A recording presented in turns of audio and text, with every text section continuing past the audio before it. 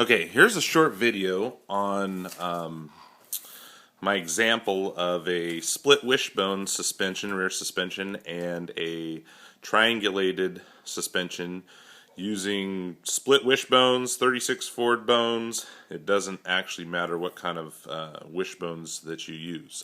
Here I've made, using popsicle sticks, a triangle. This is simulating a connected wishbone, a triangulated suspension. This part right here would be the rear end, and these are the wishbones, and right up here is where the ball that attaches to the transmission cross member would be.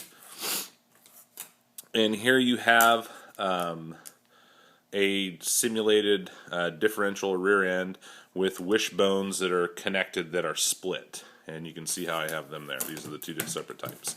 So what you have with the split wishbone version is an actual, you'll anchor these 2 points on the frame, and as the rear end articulates, you can actually see how these wishbones are put in a twisted motion. And you can notice by my thumb and my pointer finger probably the most how they're put into a twisted motion as the rear end articulates, going up a driveway or going down the road side to side. You can see how those are forced to twist. And although you have a hind joint here, they still are put into a twisting motion. Hind joints can bind if there's not enough movement here, or that it's allowed enough movement, if it's used as a rod end or what. So you need to pay close attention to that. This system is not does not lend itself really to this articulation. Then you can see on this one where we have the triangulated, there's no twisting motion that is put onto the wishbones whatsoever. So even though on that other one, or on this system, you can see this would be the wishbone.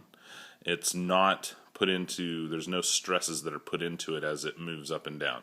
True, in an acceleration you would have a force that's put on it this way, this is being held, or in braking you would have it pulling down, but that is not as great as what happens when you twist them. Here, there's a good example there. You can see how they are twisted.